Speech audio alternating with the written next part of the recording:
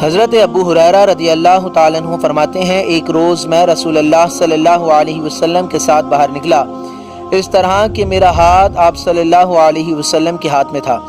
آپ صلی اللہ علیہ وسلم کا گزر ایک ایسے شخص پر ہوا جو بہت شکستہ حال اور پریشان تھا۔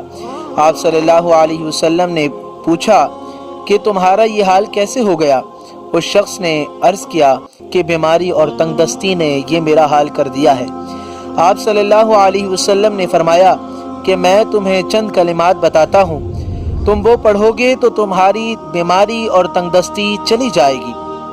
کلمات یہ ہیں: توکلت علی الحی الذی لا یموت، الحمد للہ الذی لم یتخذ ولدا ولم یکن لہ شریک فی الملک ولم یکن لہ ولی من الذل وکبرہ تکبیرا۔